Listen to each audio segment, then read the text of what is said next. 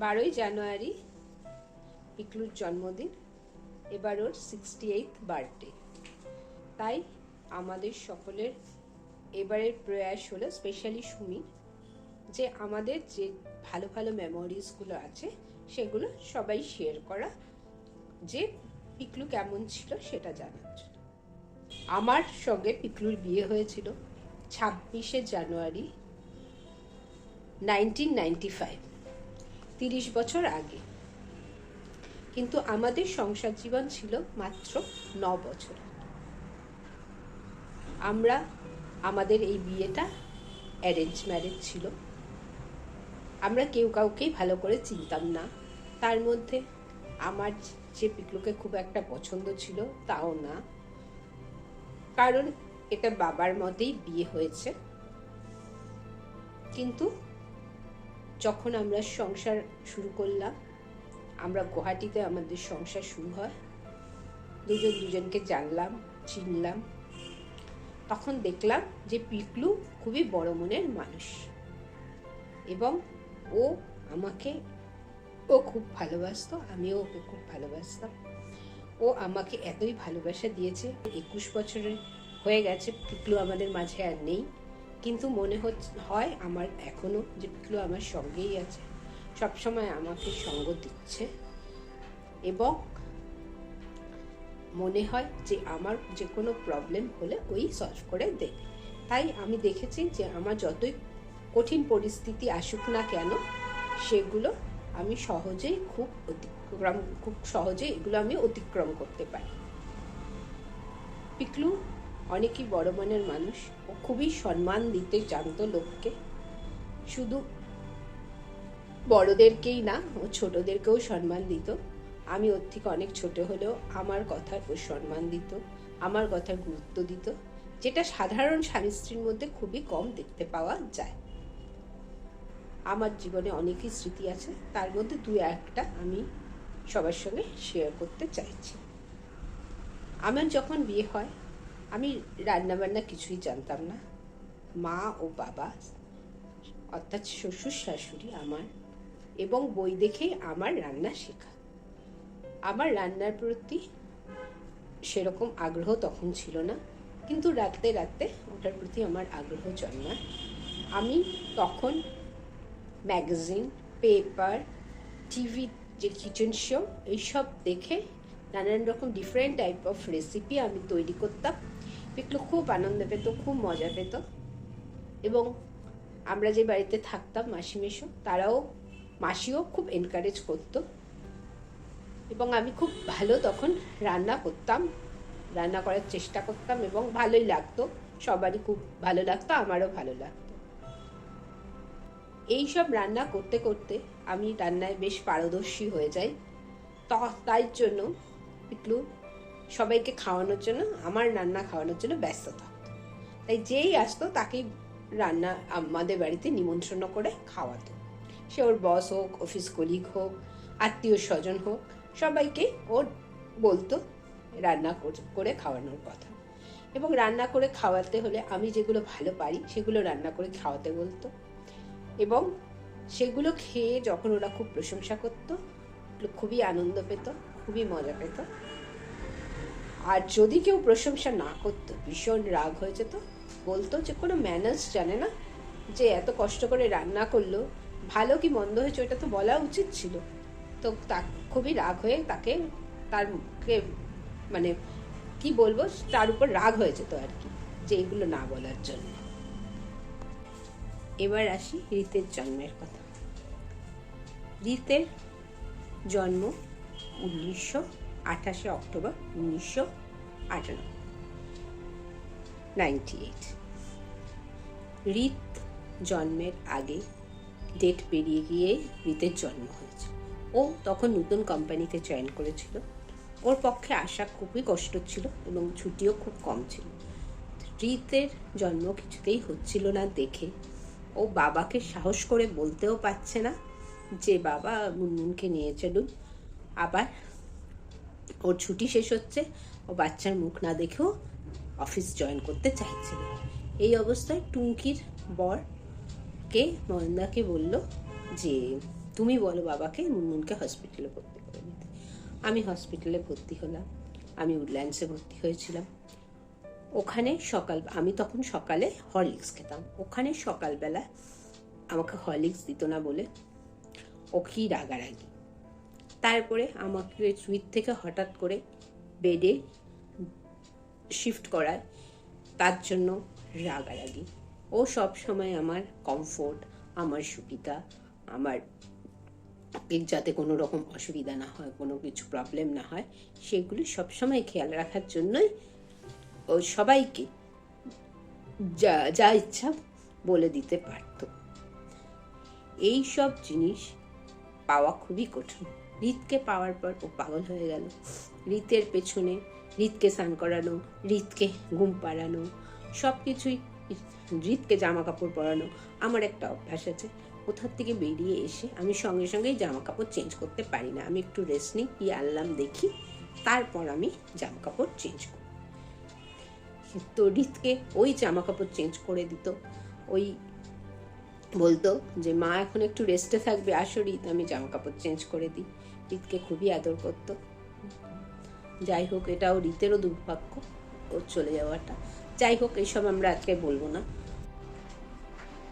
পিকলু ঘর বাড়ি পরিষ্কার রাখতে খুবই পছন্দ করত। যখন ও ট্যুর থেকে আসতো তখন অন দ্য ওয়েতেই ও বলে দিত যে তুমি জামা কাপড় রেডি রাখবে, bedsheet, bed cover, sofa cover সব রেখে দিতাম। ও এসে বিছানা, সোফার সব কাভার চেঞ্জ করতো। ওর অন্যের বিছানা করা পছন্দ হতো না। একবার দিদি, আমি ও আমার পিস্তত দাদার বাড়ি শিলং গিয়েছিলাম হঠাৎ করে। তা আমাদের ঘর বাড়ির অবস্থা খুবই খারাপ ছিল, কিছুই গুছিয়ে যেতে পারিনি। যাই হোক, আমরা চলে যাওয়ার পর ও একদিন থেকে চলে এসেছিল, আমরা 2 দিন ছিলাম।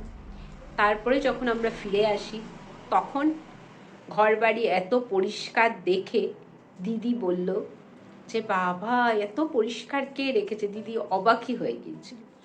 ভাইয়ের বন্ধুবান্ধব, ভাইয়ের বন্ধুর বউরা বা অন্য কেউ যদি আসতো, আমাকে বলতো যে তুমি থাকলে যত না ঘর বাড়ি পরিষ্কার থাকলে, তুমি না থাকলে পিকলু তার থেকে বেশি পরিষ্কার করে রাখে। কারণ ওর কখনোই অগোছালো ঘর পছন্দ হতো না। তাই ও সব সময়, ইভেন কি রাত্রেবেলা শুতে যাওয়ার আগেও সোফার সব কিছু টান টান করে তারপরেই যেত, না হলে ও কখনোই ঘুমাতে যাবে না। ও সব সময় পরিপাটিটা ভীষণই পছন্দের।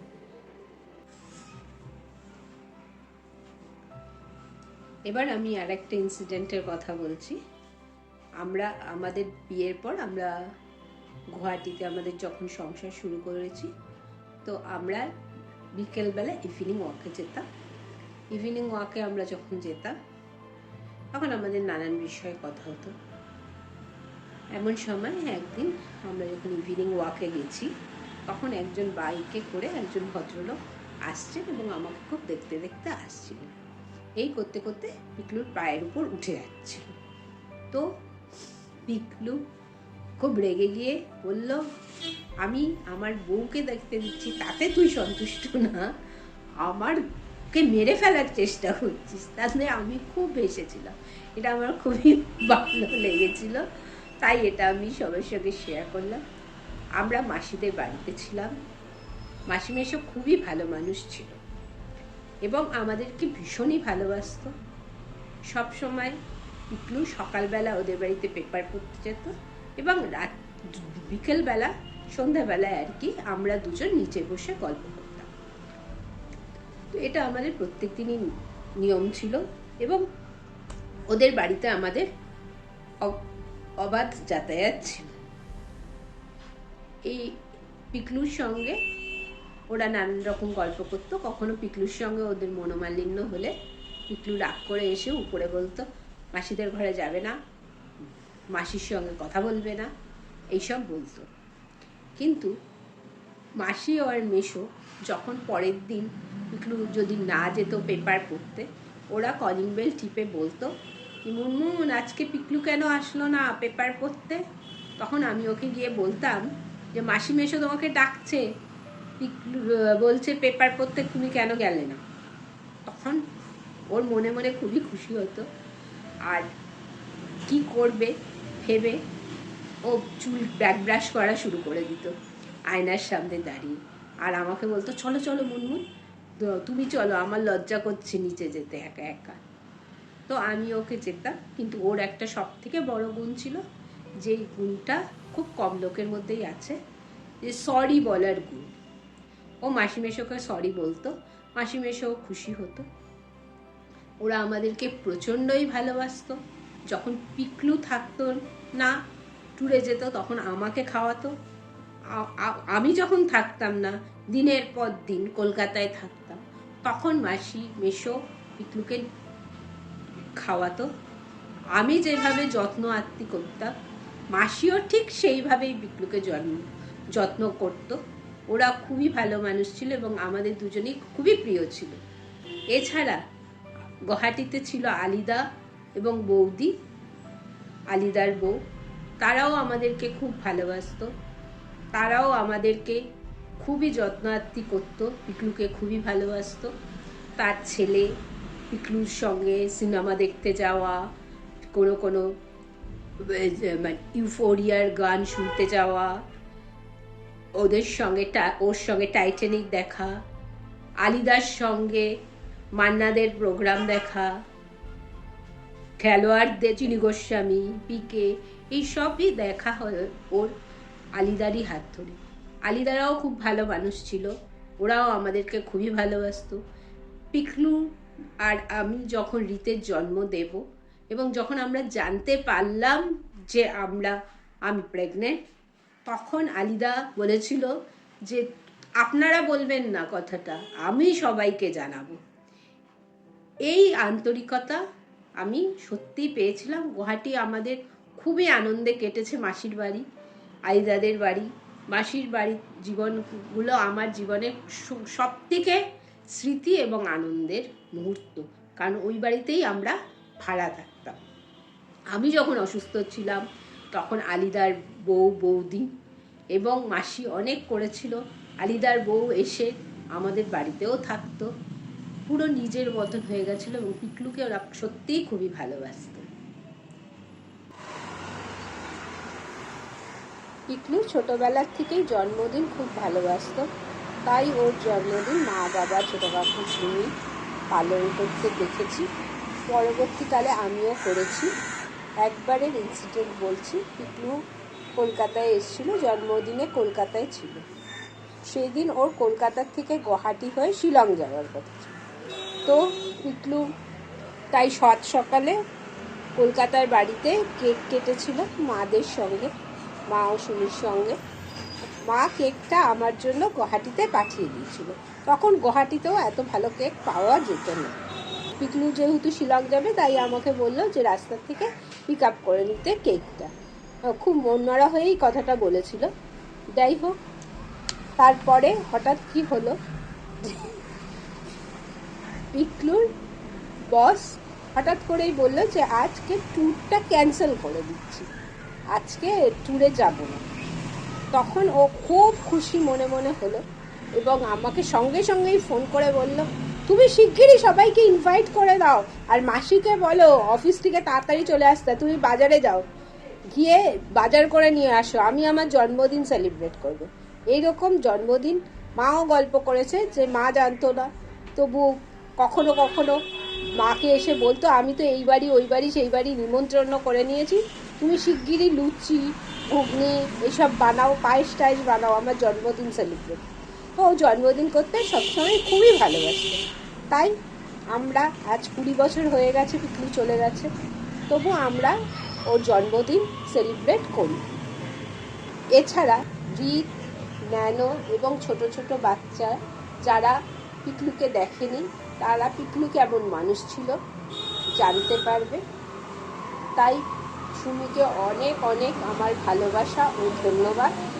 এছাড়া যারা পিকলুর জন্য স্মৃতিচারণ করেছে, তাদেরকে আমার অনেক অনেক ভালোবাসা, প্রণাম ও ধন্যবাদ।